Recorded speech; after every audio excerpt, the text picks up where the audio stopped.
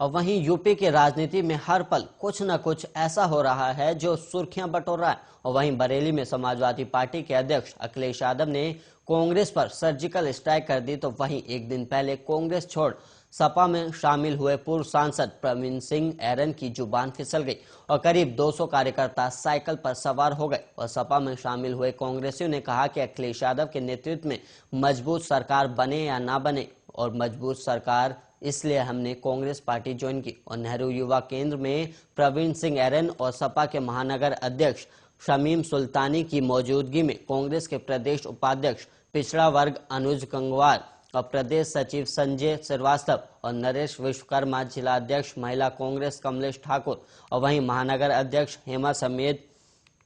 20 पदाधिकारियों और 200 कार्यकर्ताओं ने समाजवादी पार्टी की सदस्यता ग्रहण की। और वहीं प्रवीण ने कहा कि भारतीय जनता पार्टी को जो कंट्रोल करता है वो आरएसएस है और बीजेपी आरएसएस की नीतियों पर चलती है और लोकतंत्र के चारों स्तंभ समाप्त और कमजोर किए जा रहे हैं और लोकतंत्र को एक मजाक बना दिया गया और हर पहलू पर समझौता दिखाई पड़ता है। और ऐसी हालत में जो आर्थिक नीतियां बनी उससे किसान परेशान है। नोटबंदी और जीएसटी से शुरू हुआ और उसके बाद से आज तक भारतीय जनता पार्टी सरकार की आर्थिक नीतियों के चलते हजारों लाखों नौजवान बेरोजगार हो गए।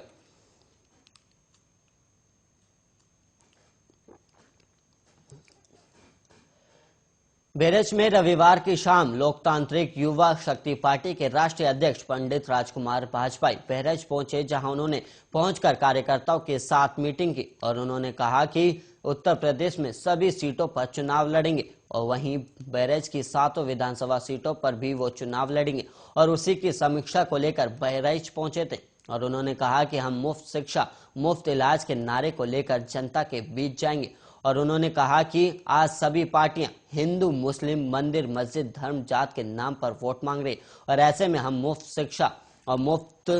इलाज सेवा के आधार पर लोगों से वोट मांगेंगे।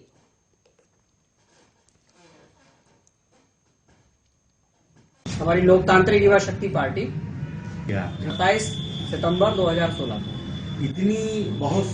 ये बात बहुत सही आपने कही है कि इतनी सारी पार्टियों के होने के बाद में आखिर क्या ऐसी वजह है कि हम लोगों को नई पार्टी बनानी पड़ी। दरअसल जब से देश आजाद हुआ तब से सिर्फ और सिर्फ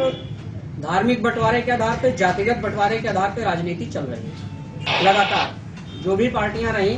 उनका उद्देश्य देश को धार्मिक आधार पर बांट करके राजनीति करना, अपनी रोटियां सेकना। हम लोगों ने लगातार देखा कि कोई भी पार्टी विकास के मुद्दे पे, समाज के